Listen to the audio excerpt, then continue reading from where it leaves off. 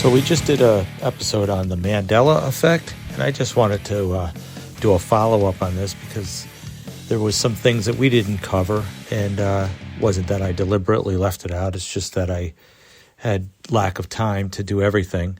But, you know, people are saying that the Bible verses are changing. There's a verse in Genesis that they said says something different, and you have the verse on the wineskins versus the bottles. And people they're insisting that the Bible has been changed by this quantum physics aspect. The quantum universe, this dimensional universe that crosses over and causes certain words and phrases to be different than what we remembered them, and different titles and such. But you notice, as I mentioned before, it's all frivolous stuff. It's all stuff that like doesn't really matter. Trivial stuff like the names of logos or companies, and whether there's a monocle on the Monopoly guy. But it's never anything substantially significant that would change our whole paradigm, or our whole it would make a different kind of future.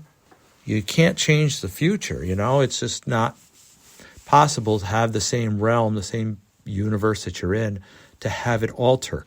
Or else we'd have to dismiss that there's any factual information because it could all change tomorrow.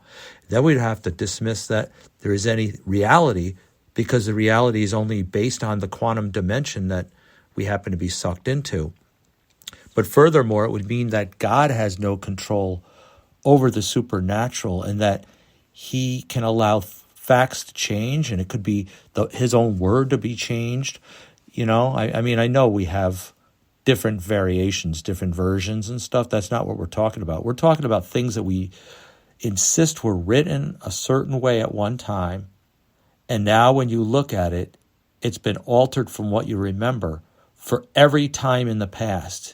I mean, if you have a Bible back in the 1611 era and you pulled it out, it would have it changed in that version, the original version, which means it would have to be changed in the Greek and the Hebrew. And this would mean that everything can be altered.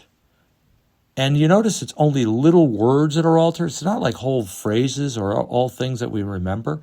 Another one is the lion and the lamb. It says the wolf and the lamb in Isaiah, and people say that it said lion and the lamb. And the reason why they remember it that way is because there's been posters, pictures depicting that. And I'm not saying that that's the false memory, but come on, folks, if the quantum dimensions can be changed and you can be altered, your name can be altered, but your name is not altered. No one's ever really, complained that they had an altered name. Now their social security card says something different than what they've known them to be.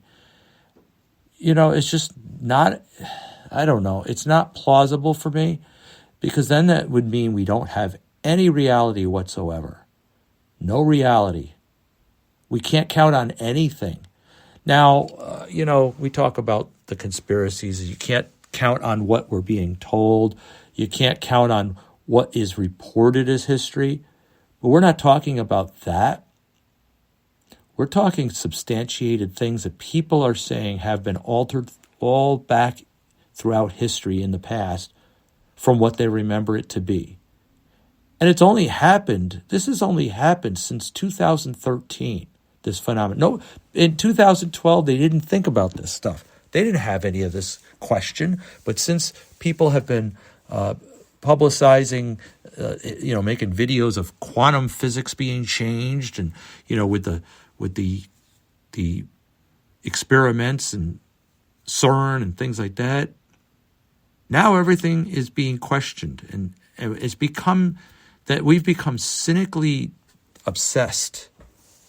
Our cognitive dissonance in the truther community has become a psyop.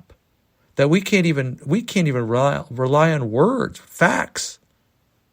Think about it. If we can't rely on the words and the facts that have been there, then none of our research is correct because that could have all been altered. None of our history is correct because that could have been altered. None of our beliefs can be substantiated because that could be altered. How do you know God wasn't called Bob before? I mean, we worship this Bob, and I'm being facetious. I'm just saying that I don't think that the universe, we have to leap into the arms of supernatural distractions, because if that's true, then I'm not even talking to you. I'm not even a reality.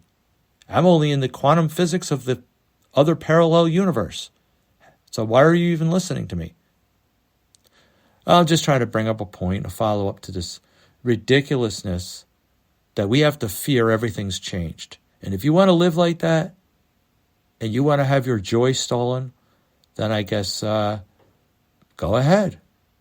Now, it makes great mystery, it makes great fantasy, it makes great entertainment.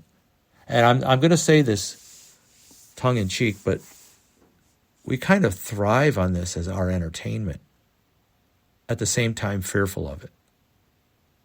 So I'm telling you, don't live in fear.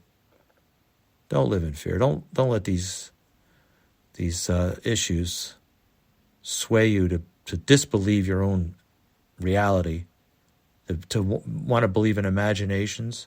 The Bible says, actually it says, casting all our imaginations to the obedience of Christ. Well, if this is an imagination, I'm going to cast it off to Christ. And if you're sensible, you would do the same thing. Well, God bless. We'll see you next time. Thanks for listening. My website is jimdukeperspective.com.